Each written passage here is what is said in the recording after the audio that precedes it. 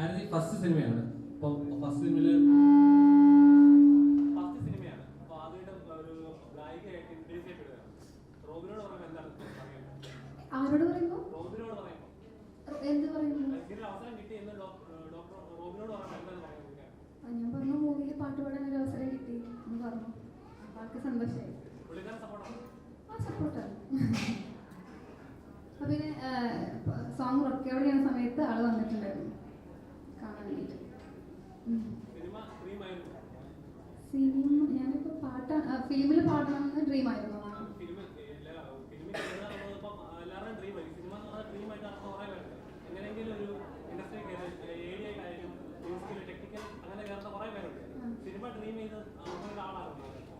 ഞാൻ 2019 ഒരു മൂവി ചെയ്തിട്ടുണ്ടായിരുന്നു, ദുൽഖർ പ്രൊഡക്ഷനിലുള്ള ഒരു മൂവി, അനുപമ പരമേശ്വരൻ്റെ ഫ്രണ്ടായിട്ട്.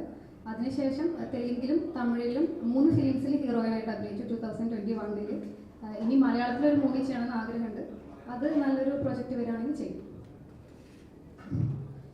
ഓൾറെഡി ചെയ്തിട്ടുണ്ടായിരുന്നു. ഇപ്പോൾ ആസ് എൻ ഹീറോയിനാണ് ഞാൻ പറഞ്ഞത്, സോറി ആക്ട്രസ് എന്നുള്ള രീതിയിലാണ് പറഞ്ഞത്. ഇപ്പോൾ സിംഗർ എന്നുള്ള രീതിയിൽ പറയുകയാണെങ്കിൽ ഇതെൻ്റെ ഫസ്റ്റ് സോങ് ആണ്. നല്ല ടീമിൻ്റെ കൂടെ വർക്ക് ചെയ്യാൻ പറ്റിയതിൽ ഭയങ്കര സന്തോഷം.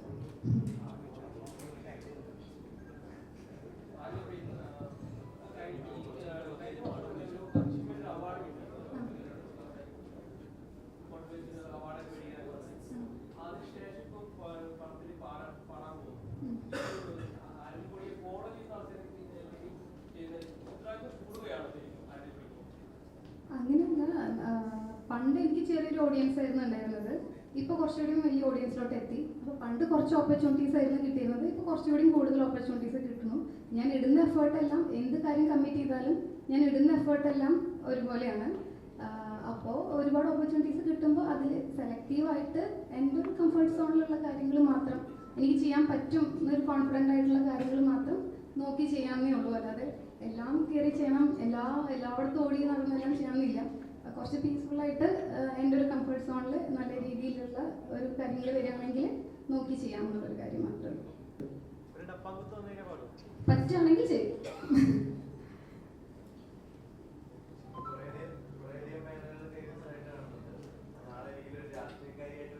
ഇല്ല, ഒരിക്കലില്ല. മൂവി റിലേറ്റഡ് ആയിട്ടുള്ള ക്വസ്റ്റ്യൻസ് ആണ് ഇതിപ്പോൾ എൻ്റെ പേഴ്സണൽ ഇൻ്റർവ്യൂ പോലെ.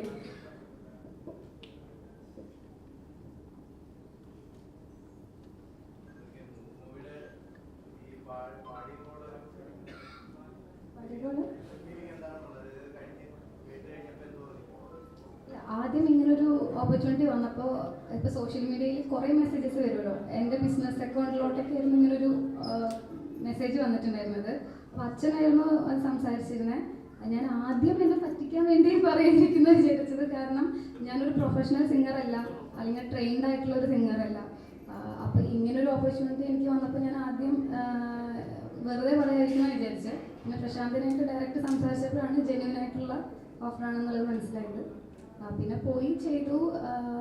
നല്ല രീതിയിൽ നമ്മളവർ, എനിക്ക് പറ്റാത്ത ഫസ്റ്റ് ടൈം ചെന്നപ്പോൾ ഞാൻ ഇതെനിക്ക് പാടാൻ പറ്റുമോ എന്നൊക്കെ ഞാൻ വിചാരിച്ചു. പക്ഷെ ആ ഒരു കംഫർട്ട് സോൺ കിട്ടിയപ്പോൾ ചെയ്തു.